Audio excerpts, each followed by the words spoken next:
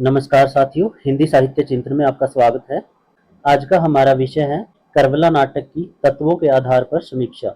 यह प्रश्न कई प्रकार से आ सकता है, जैसे कर्बला नाटक की समीक्षा कीजिए, कर्बला नाटक की तात्विक समीक्षा कीजिए या कर्बला नाटक की तत्वों के आधार पर समीक्षा कीजिए। कर्बला नाटक मुंशी प्रेमचंद द्वारा 1924-25 में लिखा गया था। मुंशी प्रेमचंद मूल रूप से उपन्यासकार और कहानीकार थे। उन्होंने अपने जीवन में नाटक भी लिखे हैं। कुल 3 नाटक उन्होंने लिखे हैं। कर्बला नाटक उनकी एक उल्लेखनीय रचना है। कर्बला नाटक ऐतिहासिक पृष्ठभूमि पर लिखा गया है। यह एक धार्मिक संग्राम था। इस नाटक के अंदर मुस्लिम संस्कृति के महत्वपूर्ण अध्याय कर्बला के संग्राम को आधार बनाकर हजरत हुसैन की शहादत का चित्रण किया गया है। यह नाटक एक धार्मिक महत्व रखता है। जो स्थान हिंदू धर्म में महाभारत और रामायण का है, वही स्थान मुस्लिम धर्म में कर्बला के संग्राम का है। कर्बला एक क्षेत्र का नाम है, एरिया का नाम है।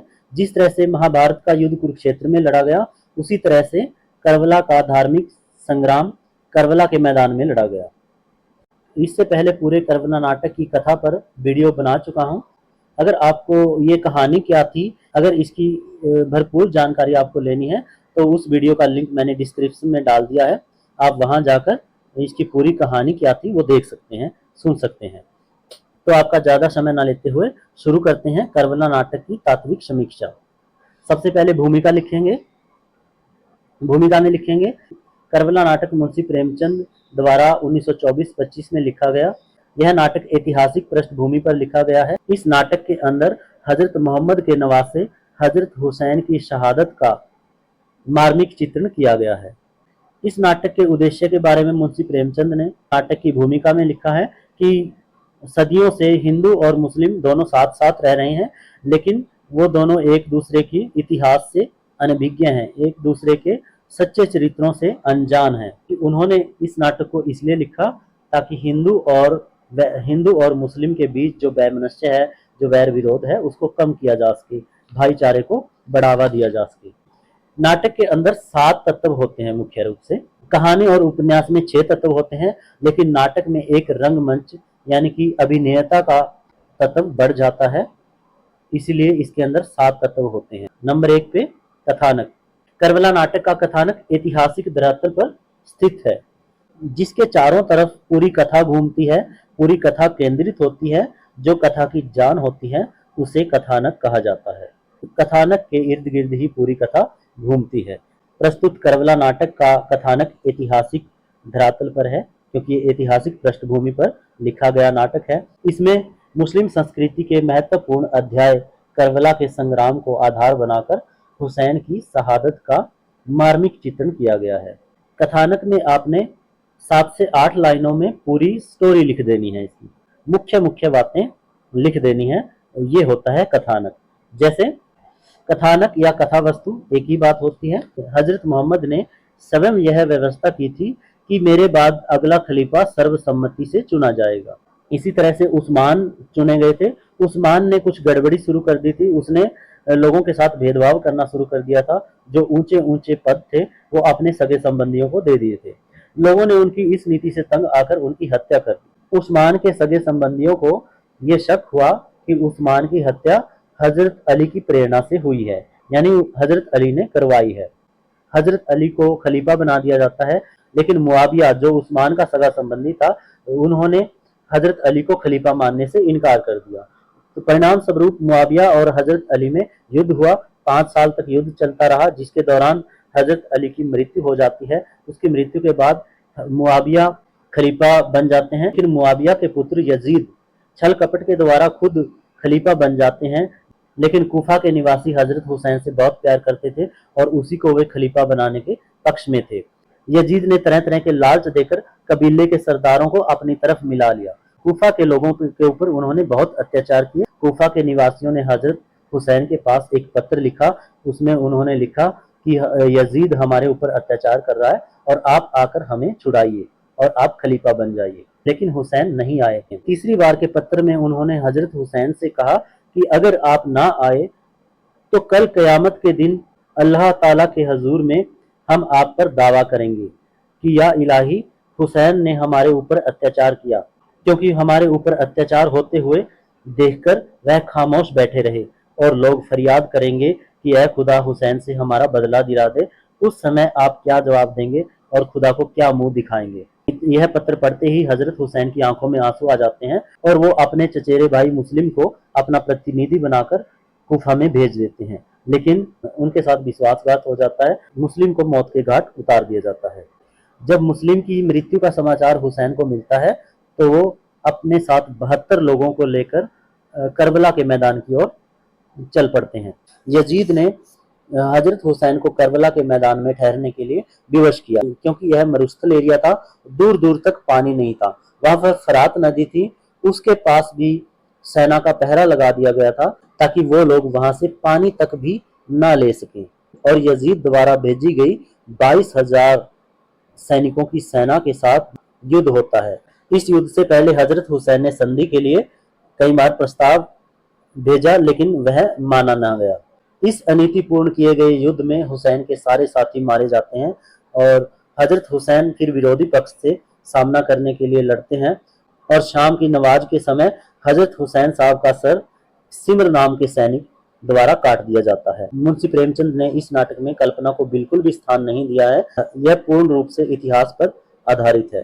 तो इस नाटक में हुसैन, हजरत हुसैन का धर्म के सिद्धांतों पर चलते हुए दूसरों के सुख के लिए सबम को बलिदान कर देने का अति प्रभावशाली चित्रण हुआ है और यह शहादत सभी को परोपकार करने की शिक्षा देती है।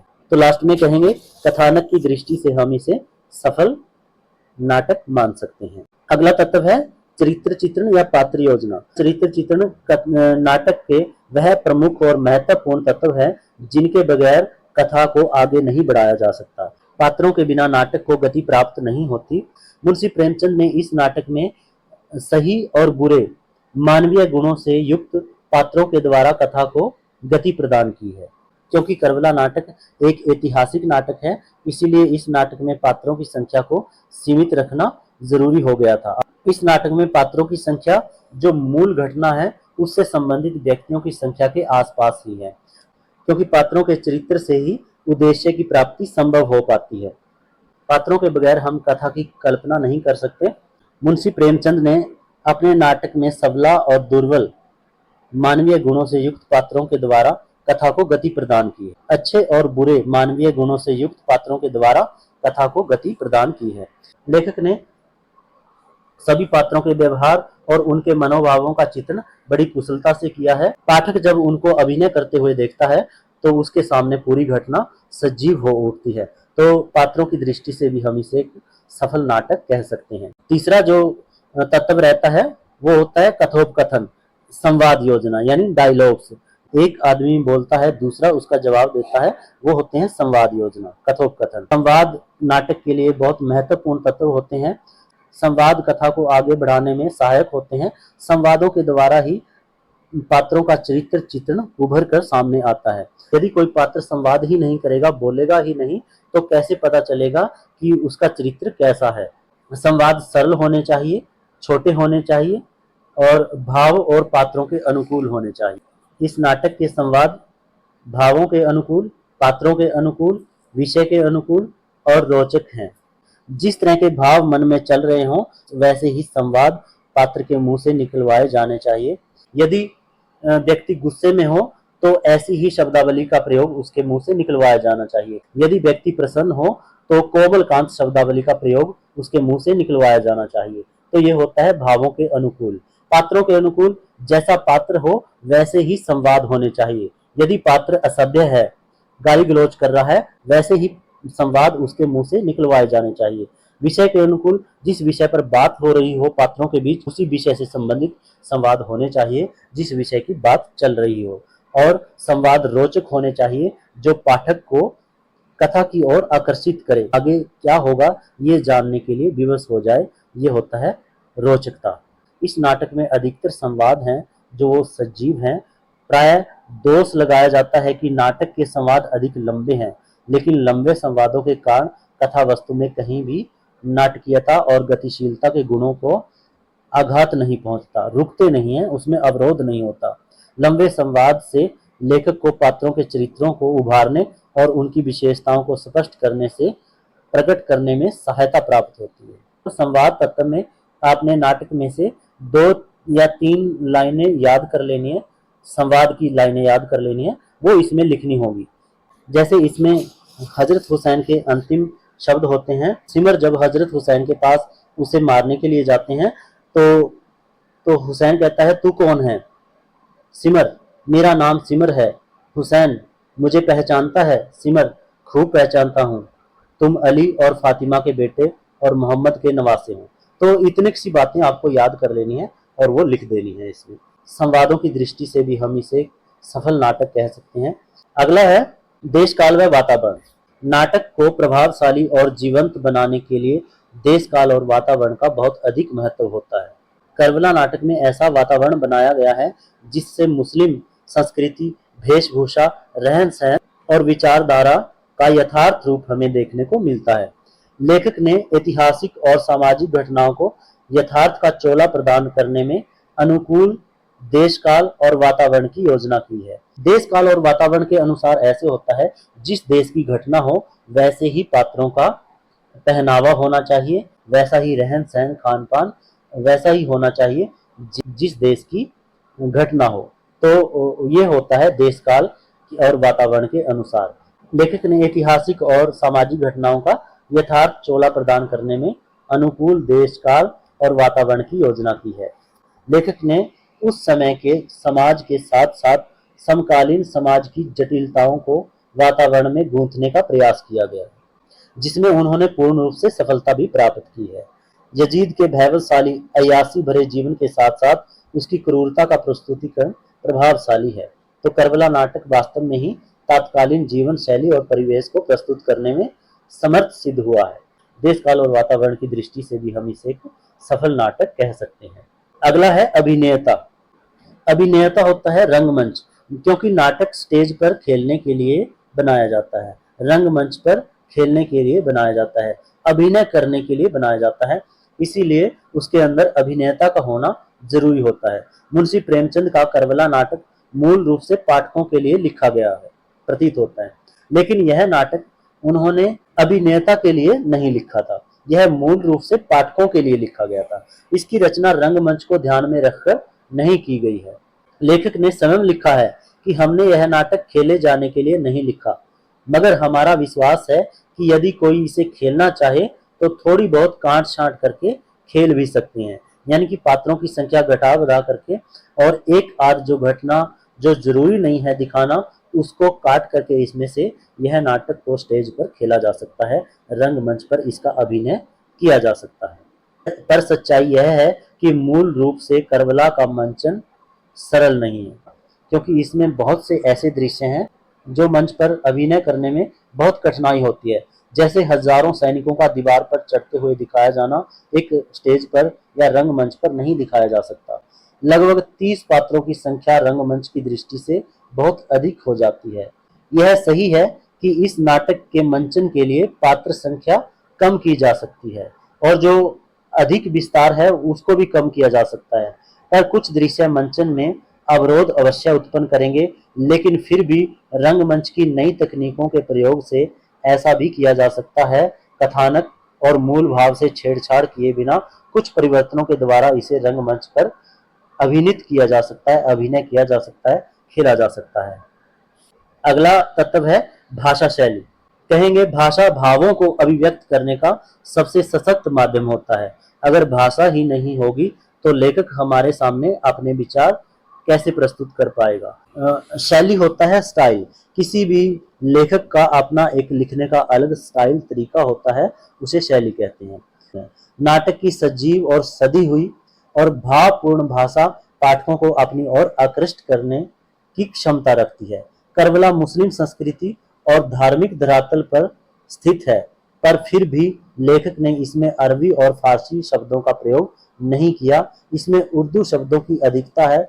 मुस्लिम पात्रों के मुंह से हिंदी और संस्कृत के शब्द बन नहीं रहे थे।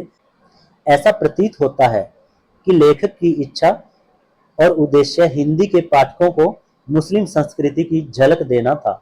लेखक ने लिखा भी है, इस नाटक की भाषा के विषय में कुछ निवेदन करना आवश्यक है। इसकी भाषा हिंदी साहित्य की भाषा नहीं है।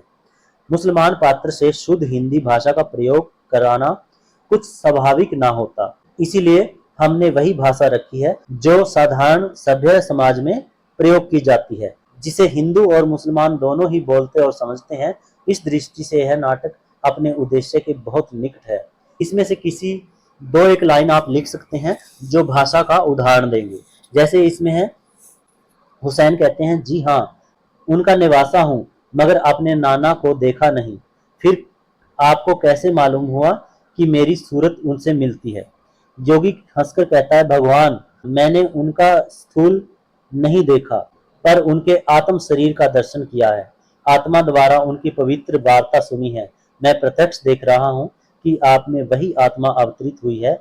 आज्ञा दीजिए, आपके चरण रज से अपने मस्तक को पवित्र करूं। हुसैन पैर हटाकर कहते हैं, नहीं नहीं, मैं इंसान हूं और रसूल पाक की हिदायत है कि इंसान को इंसान की इबादत वाजिब नहीं। तो आप कहीं से भी इसके एक दो लाइन उठा के लिख सकते हैं, वो भाषा का उदाहरण होगा। प्रेमचंद की भाषा में कठिनता नहीं है, जिस कारण संवाद सरलता से समझ आते हैं, जिनमें रोचकता है, सहजता है और गत्यात्मकता विद्यमान है, यानी गति इसके अंदर रहती है। मुहावरेदार और लोकोक्तियों का प्रयोग अति स्वाभाविक इसके अंदर हुआ है। तो इस दृष्टि से भी हम इसे सफल नाटक कह सकते हैं। अगला तत्व है उद्देश्य। इसके अंदर लिखेंगे कि कोई भी रचना निरुद्देश्य यानी बगैर उद्देश्य के नहीं होती। लेखक कुछ भी लिखता है, उसका कोई ना कोई उद्देश्य अवश्य रहता है। प्रस्तुत करबला नाटक भी एक स्वदेश्यपूर्ण रचना है। लेखक का उद्देश्य इस नाटक की रचना से जुड़ा अति सहज और स्वाभाविक है।